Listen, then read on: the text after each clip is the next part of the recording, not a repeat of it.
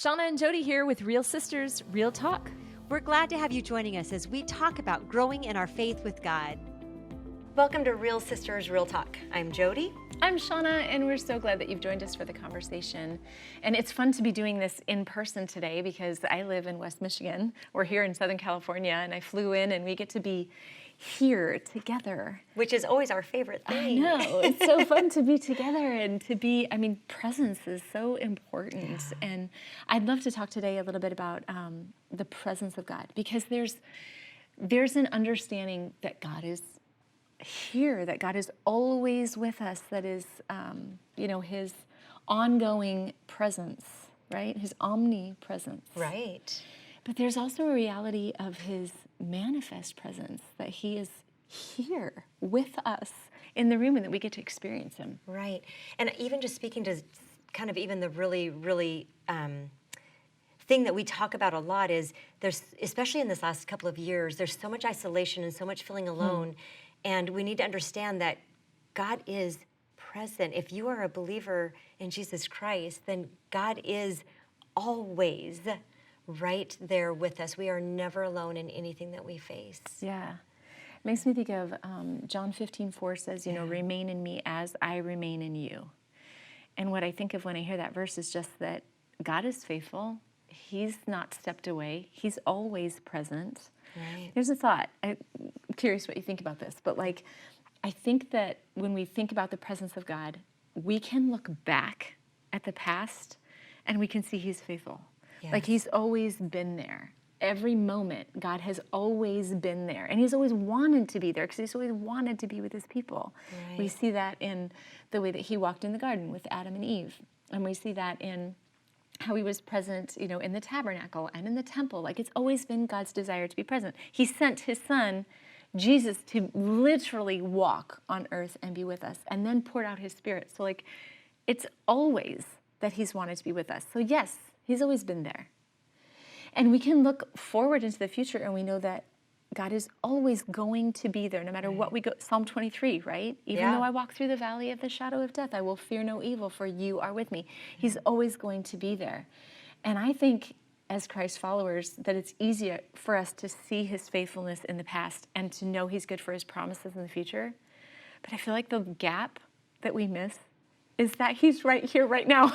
Right. Because just a few minutes ago, this moment we're in right now was the future. Right. And a few minutes from now, it will be the past. So if he's always in the past and he's always in the future, then you just do the math. He's got to be right here, right now. So then there's a real need to pay attention to God's presence. What is God up to around me? How is he inviting me in? God, what are you teaching me right now? It's that constant conversation with God that reminds us of his presence, right? We know he's with us. We know he's there, but we almost need to remind ourselves, and it's that constant conversation. And that's the discipline of practicing the presence of God. Right.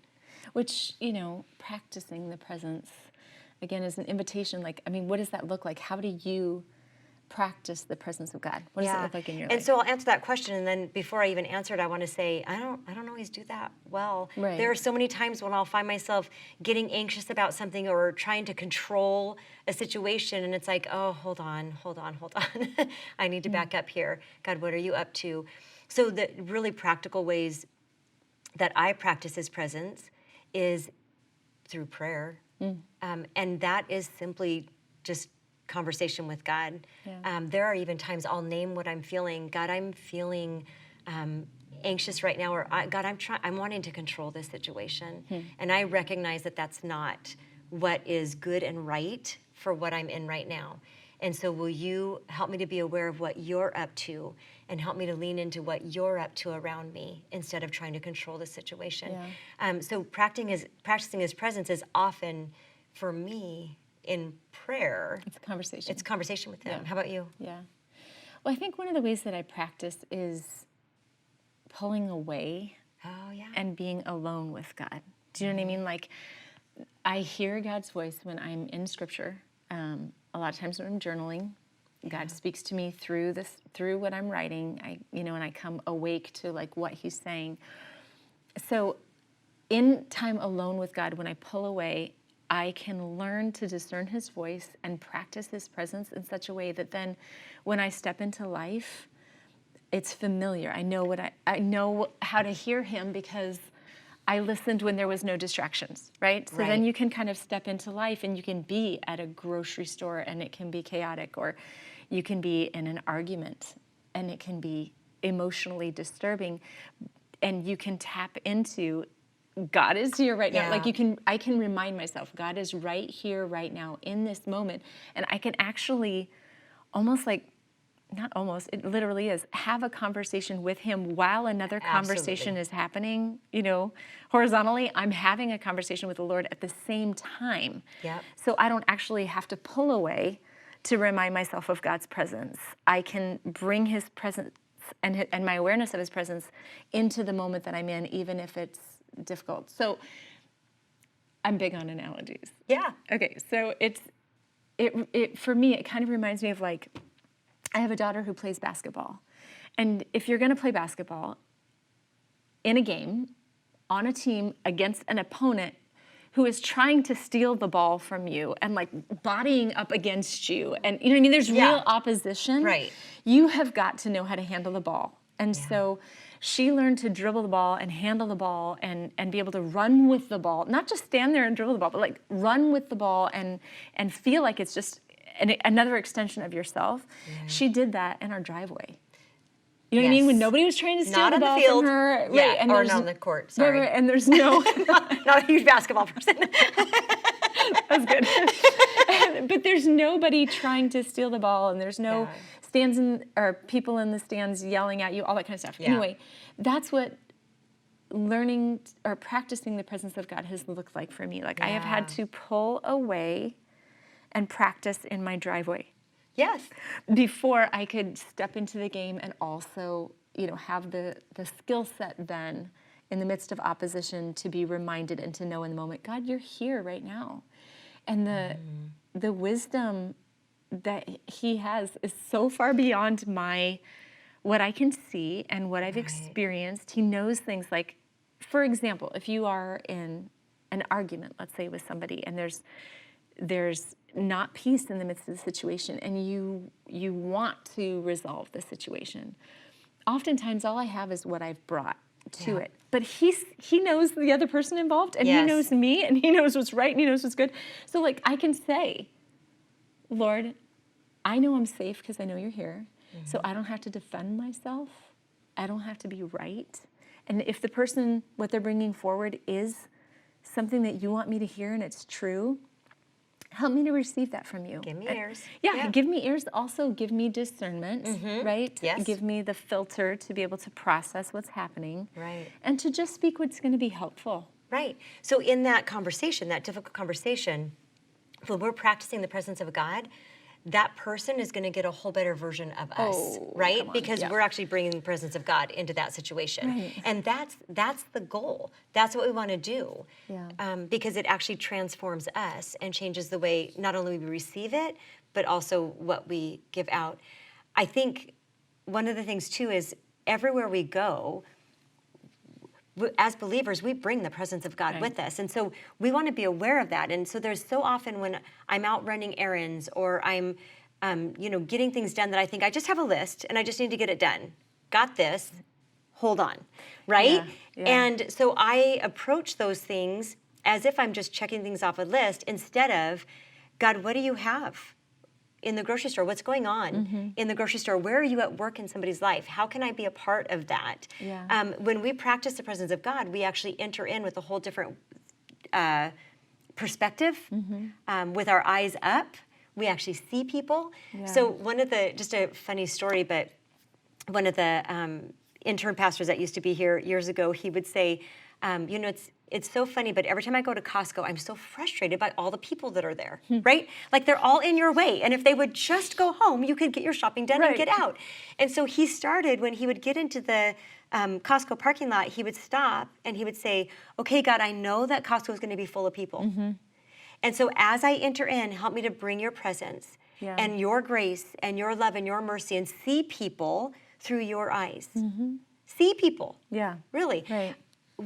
Those people in Costco get a whole better version Yeah. of us when we enter in that way. So it's all the way down to the simple things, right? Yeah. Grocery shopping. Grocery Yeah. shopping. And, recognizing the presence of God in every moment of every day is how we partner in bringing the gospel forward too. Amen. Right? So in those moments, I'm thinking about a recent trip. My oldest daughter lives in the Czech Republic, and we went to visit her. And riding the tram, I don't know why specifically on this trip, this was my reality, because I don't live in this every moment of every day, but specifically on this trip, I kept seeing people and felt led into prayer for them. Because when you're recognizing that God's like with you, he's shotgun in the car. If you're alone, he's shotgun in the car with you. Like he's with us all the time. So you can keep this conversation going. And it's not like making a phone call and picking up the phone and having a conversation and then hanging up. Like you're on the line all the time with the Lord, right? So anyway, we're traveling through, we were like at Budapest, Hungary, and then we went over to Czech Republic and did Prague and Brno. And as we were traveling, I would see people like on the tram, and I would see, I don't know, maybe somebody walking with a limp, and I would just pray in that moment, like, Lord, I don't know what's going on there, if that's like a temporary thing or if that's a long-term thing, but would you bring healing to that person, or at least maybe just lessen their pain today? Like, let them know that you love them by them experiencing your power and your presence in that way, or whatever. Just ongoing, bringing the presence of God wherever you go. And it makes me think of the Lord's Prayer, when Jesus said, pray like this, say, your kingdom come, your will be done on earth as it is in heaven. As carriers of the presence of God, of the good news of God, it's like we reach through the veil and we grab onto heaven and we pull it down into the here and now. So like kingdom things, like kingdom ways, like physical healing, like peace, like seeing people and letting them know that they're valued and that they're loved because God loves them. That's grabbing heaven and bringing it into the here and now. Right. Yeah.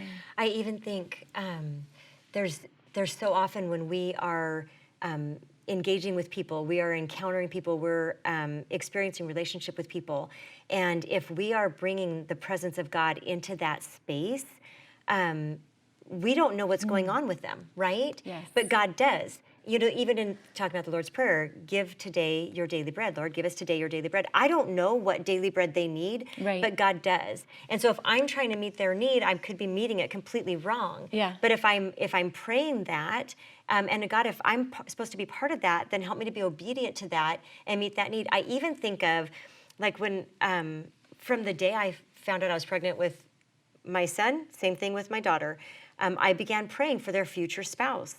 And what a beautiful thing to be able to speak over the people in their lives, a wife, his wife and a boyfriend, that I prayed for them. Mm-hmm. I prayed for them for so many years.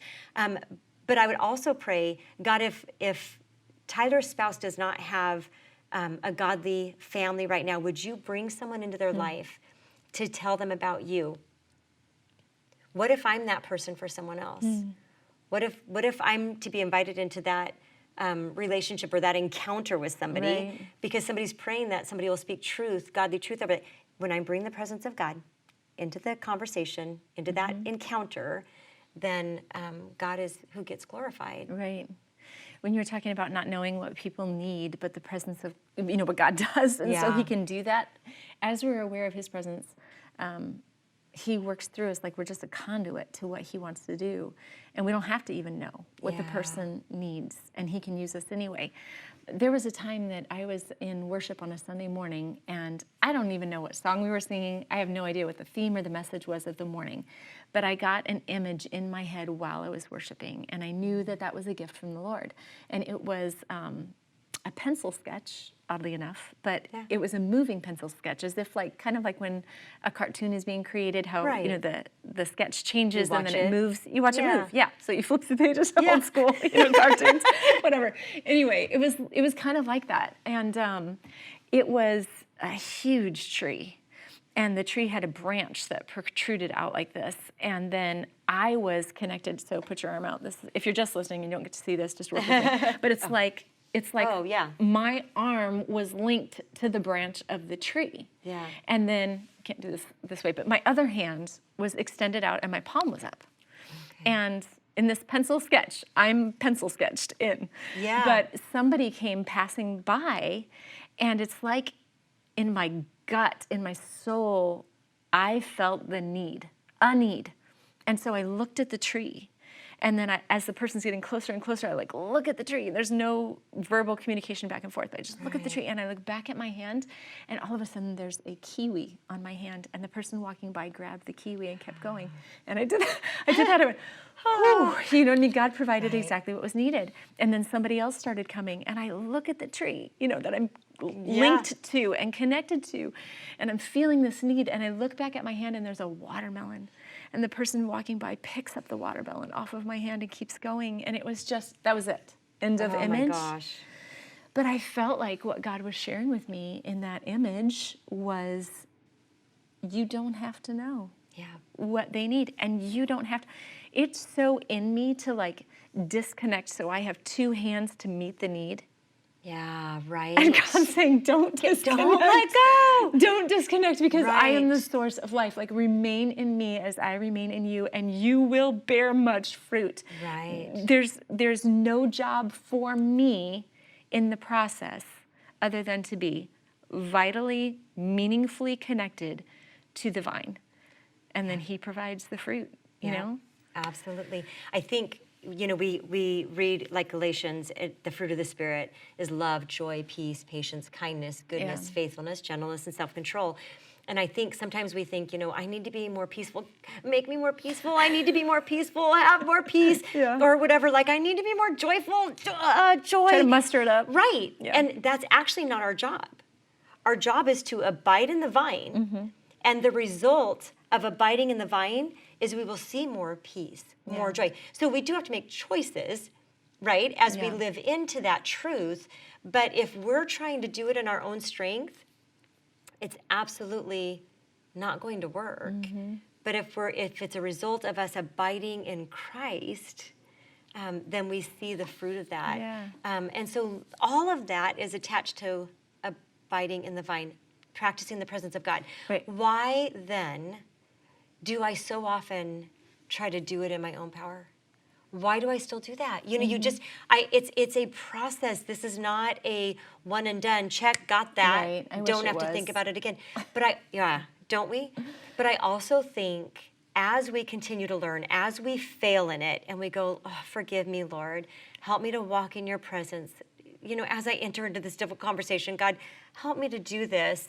Well, we keep learning, and then we learn maybe a little bit here, and then we learn here. So instead of beating ourselves up for, why am I learning the same lesson over again? Sometimes we have to recognize, okay, I'm growing in this. I caught myself quicker. Right. Recognizing that I was doing this in my own power. I was trying to control the situation. Forgive me, Lord. And that's a beautiful thing, but we're on a journey. And the thing is, there is a tipping point at some point, you know what I mean? Where at this point we maybe wrestle with, man, I wish I was more aware of God's presence. But there is going to come a time when we go, do you remember when we were, you know, we tried so hard to remember that we were in the presence of God, and now it's, you know, it's flipped the other way, where I'm aware of the times that I'm not aware of the presence of God. Yeah, does that make sense? Absolutely. Yeah. You see it happen more and more. Yeah. And so I wonder, like, just practically practicing this, you know, a couple things that we talked about is to pull away and spend time alone with God. And just as an encouragement, there are times when I'm able to do that for 3 minutes. And there's times when I'm able to do that for an hour or an extended amount of time. It doesn't have to be, well, I don't have 20 minutes right now, so I can't do that. No, we can do that in the car before we walk into Costco. We can do it when we're practicing it as a normal thing. We can actually do it. So that's a practical thing that you can do. And sometimes it's just communicating with God. God, I'm entering into this, or this is coming my way. It's that conversation with God. Those are really simple, practical ways for us to do that, and it's something I absolutely want to continue to grow in. Yeah. Yeah, more and more. Absolutely. Yeah. Well, thank you so much for joining us for this episode of Real Sisters, Real Talk. You can find us at jodyandshawna.com. And we also have an Instagram account, Real Sisters, Real Talk on Instagram. So thanks for joining us, and we want to remind you that we serve a real God, and He really loves you.